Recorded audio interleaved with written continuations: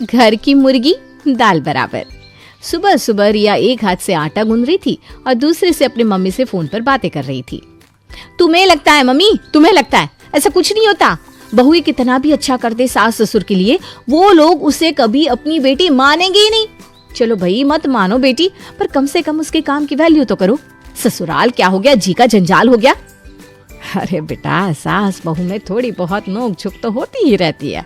हाँ सही कहा मम्मी, मेरी गलती हो गई जो मैंने आपको फोन कर दिया। ठीक है मत कीजिए बात, फोन रख दीजिए आप। सभी यहाँ धर्मात्मा है और मैं अकेली पापी। अरे बेटा गलती हो गई, तू इतनी बातों को मत पकड़। मेरा आधा दिमाग तो तेरे पापा खा जाते हैं, इसलिए कुछ का कुछ सुन लेती हूँ। अच्छा आप बता क्या हो गया, क्या कह रही थी तू बेटा?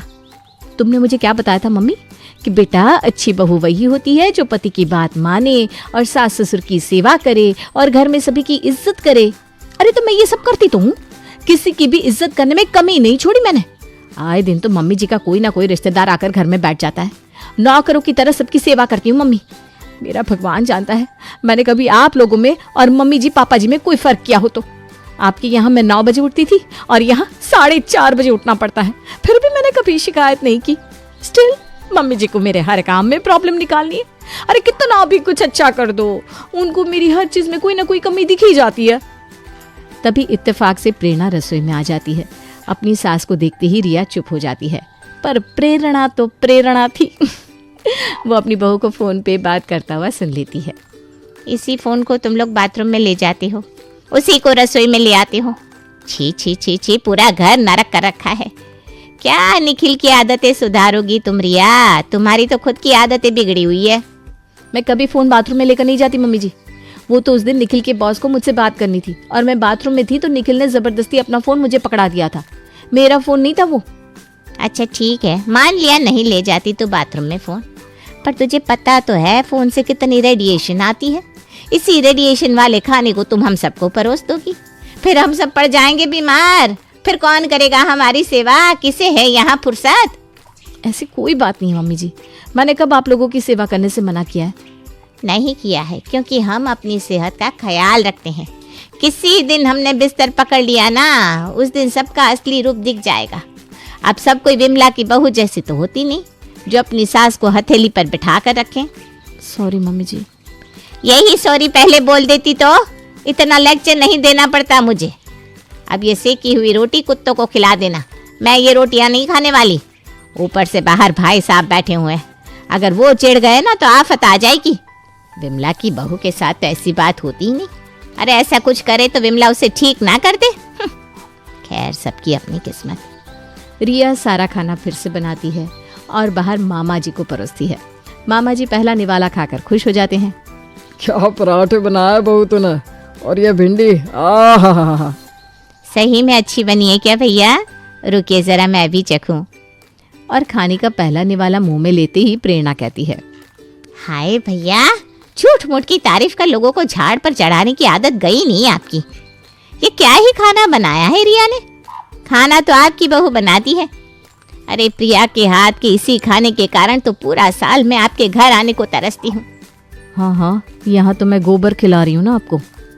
और कुछ इस तरह रिया के ससुराल में उसकी मेहनत को 2 पैसे की भी अहमियत नहीं दी जाती थी। सुबह 4:30 से रात के 12 बजे तक रिया अपने घर का सारा काम करती। मामा जी को खाना खिलाने के बाद रिया उन्हें भेजने की तैयारी करती है और अपने कमरे से शर्ट पीस का कपड़ा निकालकर मामा जी को देने के लिए लेकर जा रही थी। उसे देखते ही करण कहता है, ले आई 2 रुपए का माल, ये ना तुम्हारे मायके में चलता होगा। हम लोगों की इज्जत मत बिगाड़ो। मैं ऐसा कुछ नहीं कर रही हूँ करण, और ये कोई 2 रुपए का माल नहीं है, ब्रांडेड है। और मामा जी रेडीमेड कपड़े नहीं पहनते तो शर्ट की पीस ही दूंगी ना। जब तुम्हें पता था मामा जी आने वाले हैं तो बाजार जाकर आज के ट्रेंड की शर्ट पीस ले आती। अब ये मत कहना कि टाइम नहीं मिला, घर में बैठी रहती हो, काम ही क्या होता है तुम्हें। इतने ताने बानों के साथ रिया अपने मामा ससुर को विदा करती है। हीरा लाल को दरवाजे तक छोड़कर रिया अंदर भी नहीं जाती कि उसकी सास का फोन बज जाता है। अरे मेरी बेटी का फोन आया। हाँ हाँ पूछा बेटा, बता कैसी है तू? पिछले हफ्ते देखा था तुझे, तबीयत तो ठीक है ना बेटा तेरी? कितने दिन हो गए? अब मैं कैसी दिख रही हूँ ये तो मम्मी तुम खुद देख लेना। आ रही हूँ मैं, शाम तक पहुँच जाऊंगी। ये सुनते ही प्रेरणा कहती है, सुन ले रिया, तेरी ननद आ रही है। उसे जो जो खाने में पसंद है सब कुछ बना कर रखना। और हाँ, घर की साफ सफाई का अच्छे से ध्यान रखना। तुझे पता है ना, जरा सी भी धूल से उसे जुकाम हो जाता है। हाँ, पढ़ाई तो मैंने इसीलिए की थी ना कि घर में आए लोगों के कपड़े बर्तन धोऊं। बस टॉयलेट सीट साफ करवानी बाकी है, वो भी करवा दीजिए मम्मी जी मुझसे। अब हाँ मम्मी जी, आप फिक्र मत कीजिए, मैं सब देख लूँगी। हाँ हाँ, सही है करण, तेरी बीवी का भी सही है। बोलती तो ऐसे है, देख लूंगी, जैसे कि शाम तक महल खड़ा कर देगी। दिखावा सही कर लेती है तू बहू। शाम को जैसे ही पूजा घर आती है, सभी पूजा के आगे पीछे घूमने लग जाते हैं और घर पर पहला कदम रखते ही पूजा कहती है, ओहो, 4 दिन नहीं हुए मुझे गए और घर की ये हालत हो गई। ये पर्दे कितने गंदे हो रखे हैं मम्मी, और ये सोफा कवर साफ सफाई नहीं हो रही है क्या? अरे मेरी किस्मत में कहाँ है बेटा साफ सफाई, नरक में रखती है मेरी बहू मुझे। अब बुढ़ापे में मैं ज़्यादा बोल तो पाती नहीं, पता चला बेघर कर दिया मुझे। क्या बताओ कैसे रह रही हूँ मैं। ये क्या बोल रही हैं मम्मी जी आप? आज ही तो पर्दे धोए हैं मैंने, वो भी हाथों से। अब तुम मम्मी से जबान दराजी करोगी? हैं? तुम्हारे अगेंस्ट तो कुछ नहीं कह रही मम्मी। और अच्छा है ना, पर्दे और अच्छे से साफ किए जा सकते हैं, तो क्या दिक्कत है इसमें? मुझे तो इसी तरह साफ करना आता है दीदी, आप ही जरा साफ करके बता दो मुझे, मैं भी सीख जाऊंगी। हाँ हाँ दीदी, दिखाई दो। ये सुनते ही पूजा के तोते उड़ जाते हैं, पर सभी के सामने वो बड़ी ऊंची बन रही थी तो उसे कपड़े धोने जाना ही पड़ता है। बाथरूम के फर्श पर पर्दे रखकर किसी तरह पूजा उन्हें धोने की कोशिश करती है और उन पर्दों को और गंदा करके बाहर ले आती है, पर उसे सुनाने की जगह प्रेरणा कहती है, देख लिया रिया, ये होती है सफाई। चल बेटा, थक गई होगी मेरा बच्चा, आराम कर ले। पूजा जैसे ही अपने कमरे में आराम करने के लिए घुसती है, वो जानबूझकर जोर जोर से खांसने की एक्टिंग करना शुरू कर देती है। क्या हो गया दीदी? डस्टिंग तो मैंने करवाई थी। हाँ मतलब मैं एक्टिंग कर रही हूँ ना। एक काम बोला था तुझे, वो भी नहीं हुआ। चल पूजा बेटा, तू ही इसे एक बार झाड़ू घुमाकर दिखा दे। ये क्या? अब पूजा को मजबूरन झाड़ू उठानी पड़ती है और वो पूरे कमरे में घुमाती है, पर कमरे से धूल का एक भी कण नहीं निकलता। देखा, ऐसी होती है सफाई। Now I am feeling good mamma. मेरे हाथ का किया काम कभी आपको पसंद आ सकता है क्या मम्मी जी? घर की मुर्गी दाल बराबर बनाकर रख दिया है सबने मुझे। बेचारी रिया का तो मन ही टूट चुका था। वो कितनी भी कोशिश कर रही थी, उसके बाद भी उसे सिर्फ और सिर्फ ताने सुनने को मिल रहे थे। और रिया के जख्म पर नमक लगाने अगली सुबह विमला अपनी बहू के साथ हाथ में टिफिन लिए प्रेरणा के घर पहुंच जाती है। मेरी पूजा आई हो और मैं ना पहुंचूं, ऐसा कभी हो सकता है क्या? क्या बताओ प्रेरणा, पूजा आई है ये सुनते ही प्रिया से तो रहा नहीं गया, सीधा रसोई में चली गई और फ्राइड राइस और दम आलू बना लिया सबके लिए। आंटी जी आप बैठिए, मैं अभी खाना परोसती हूँ। ये होते हैं संस्कार। वाह बेटा वाह, जीती रहे। खुशबू कितनी अच्छी आ रही है। आहा। अरे मेरी बहू है ही ऐसी प्रेरणा, जरा भी मुझे हिलने तक नहीं देती घर पर। देख नहीं रही है जब से आई है मेरा वजन कितना बढ़ गया है। वही बात है विमला, सबकी किस्मत एक सी नहीं होती। बस इस बात की खुशी है कि आज प्रेरणा हमारे लिए खाना बना कर ले आई है। कम से कम पूजा को कुछ अच्छा खाने तो मिलेगा, वरना बेचारी को रूखा सूखा खाकर ही यहाँ से वापस अपने ससुराल लौटना पड़ता। हाँ आंटी जी, हमारे घर में पानी नहीं है ना, इसलिए सब कुछ सूखा सूखा लगता होगा दीदी को। प्रिया के हाथ का खाना रूखा सूखा नहीं लगेगा, दम आलू में भर भर के पानी जो डाला है प्रिया ने। ये सुनती ही प्रिया जोर जोर से रोने का ड्रामा करने लगती है। किसी और को अपनी सास मानना गलत है क्या आंटी जी? मेरे मन में प्यार आ गया आपके लिए और मैंने खाना बना दिया तो कुछ गलती कर दी क्या आंटी जी? अब मैं कभी आपके घर खाना बनाकर नहीं लेकर आऊंगी। इसकी तो आदत है लोगों से जलने की। सच बताती हूँ प्रिया, अगर तू हमें पहले मिली होती ना, आज मेरी भाभी तू होती। सभी प्रिया को इस तरह मनाने लग जाते हैं मानो इस घर की बहू रिया नहीं वही हो। कुछ देर बाद शांत होकर प्रिया सभी को अपने हाथ का बना खाना परोसती है। खाना ऐसा बेस्वाद था कि रिया से तो निगला नहीं जा रहा था। मुझे लगता है प्रिया के नाम में ही कोई बात है। मेरे बड़े भाई की बहू का नाम भी प्रिया है और क्या अच्छा खाना बनाती है। आहा, मज़ा आ जाता है। और दूसरी प्रिया तू, कभी कभी तो मुझे समझ में नहीं आता, तुम दोनों नहीं होती तो मेरा क्या होता। हे राम, चावल तो सारे के सारे कच्चे पड़े हैं। प्रिया, ये प्याज ज्यादा बड़े बड़े नहीं डाल दिए तुमने दम आलू में? प्याज कहाँ दिख रहा है तुझे बहू? ये तो बिना लहसुन प्याज की सब्जी बनाकर लाए हैं मेरे लिए। मेरी प्रिय पत्ता गोभी है इसमें। कभी कभी अपनी बहू की भी तारीफ कर लिया कीजिए प्रेरणा जी। बाहर का पत्थर भी आपको हीरा लगता है और खुद का हीरा भी पत्थर। अरे तो सर पर बिठा लूं क्या इसे?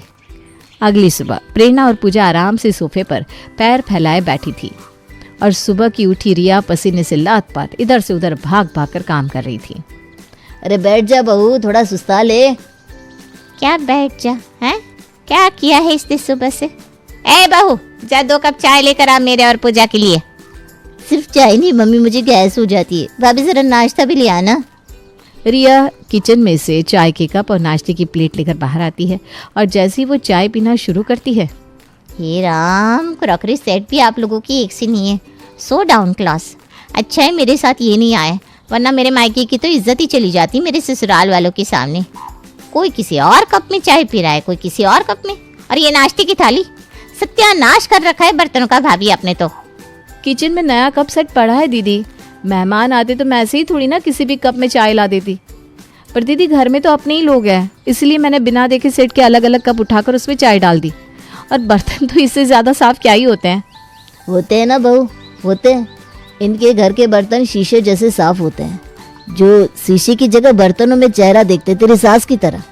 एक बार विमला के घर जाओ, देखो सच में अगर बर्तनों में चेहरा नहीं दिख गया ना तो मेरा नाम भी प्रेरणा नहीं। और ये है मेरी कामचोर बहू, जो ऐसा काम करती है कि बर्तनों को देखकर जरा भी ऐसा नहीं लगता कि स्टील के बर्तन है ये। उसी रात संतोष अपनी बहू के पास जाता है और उसे कहता है, बहुत हो गया बहू, कब तक सहती रहेगी? तो मैं क्या करूं पापा जी? अरे तूने बहुत ज्यादा कर दिया इन लोगों के लिए, इसलिए आज तेरा पति, तेरी ननद, तेरी सास तुझे इज्जत ही नहीं देते। खुद के लिए खड़ा होना सीख, दिखा दे सबको कि तू क्या है।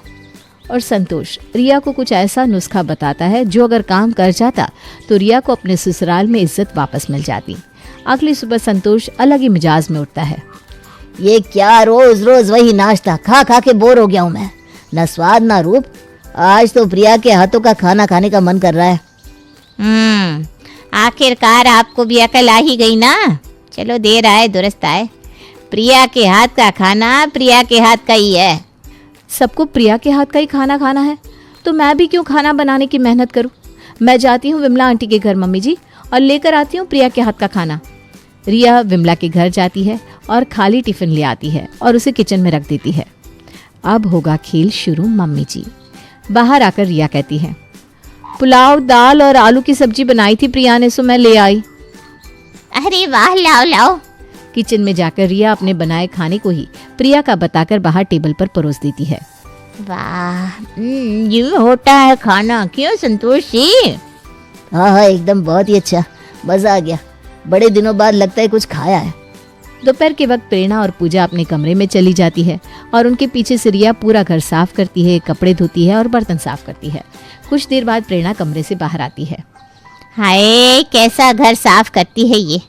साफ करती है या गंदा समझ में नहीं आता। वही ना मम्मी, जब हम सोने गए थे ना तब भी ये सोफा यहीं था और अब भी। सुन लिया, बोल लिया, ये सफाई मैंने की ही नहीं। मैं तो सो रही थी, ये सब तो प्रिया आकर पीछे से करके गई है।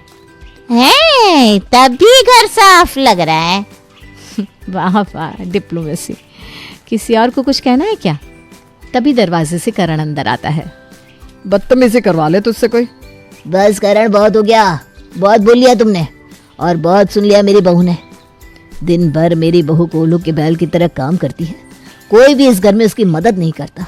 यहाँ तक कि तू करण कभी उठकर खुद से पानी भी नहीं लेता। कोई इस घर में रिया की मदद नहीं करता, पर उस बेचारी को नीचा दिखाने सब चले आते हैं।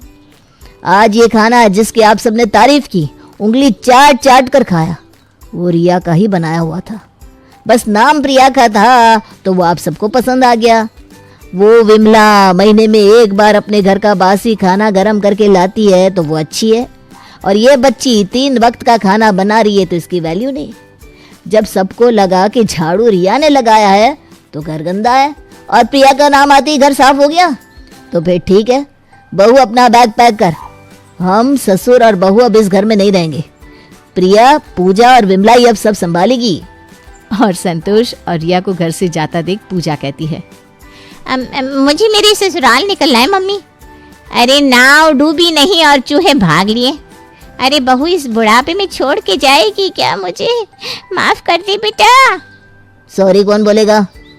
नहीं नहीं मम्मी जी, सॉरी नहीं चाहिए मुझे तो आपका प्यार चाहिए बस। अब तुझे वैसी ही सास मिलेगी बेटा जैसी तुझे चाहिए थी। मुझे समझ में आ गया कि बुरे वक्त में बस तू ही है जो मेरे साथ रहेगी और कोई भी नहीं। प्रेरणा अपनी बहू को गले लगा लेती है और पूरा परिवार फिर से खुशहाल हो जाता है।